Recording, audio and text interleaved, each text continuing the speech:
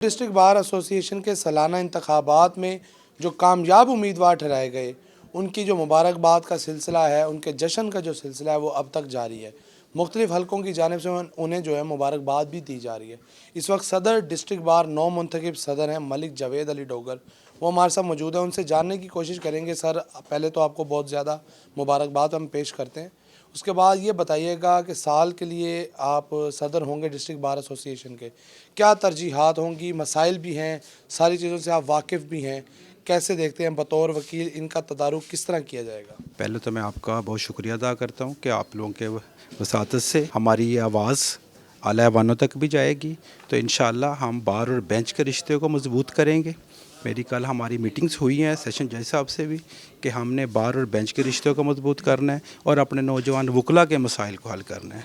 हमारे माशाल्लाह judicial tower भी यहाँ पे कंप्लीट हो रहा है और इसी साल ही पार्किंग प्लाज़ा भी जो कुछ दिनों में हमारा इंशाल्लाह एक्टिव हो जाएगा। हमारी पार्किंग के मसाइल हल होंगे।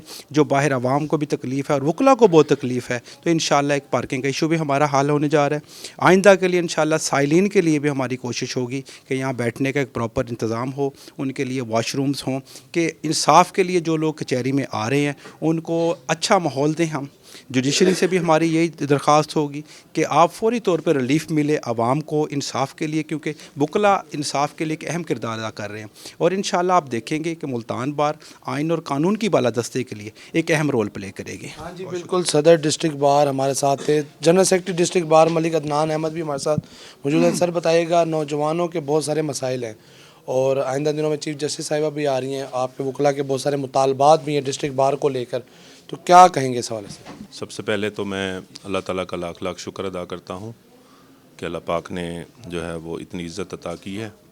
और मैं सहाफ़ियों को भी जो है वो मुबारकबाद पेश करता हूँ। मुल्तान जो कोर्ट रिपोर्ट एसोसिएशन है, उनके जो नौ मुंतखब अहदेदारान हैं, उनकी भी हलफ बर्दारी की तकरीब थी। मैं इस वक्त किसी मखसूस तबके या दोस्तों की तरफ से नुमाइंदगी नहीं कर रहा, मैं पूरे मुल्तान बार एसोसिएशन की नुमाइंदगी कर रहा हूँ, क्योंकि मुल्तान बार एसोसिएशन ने ही मुंतखब किया है और ये मेरा घर है।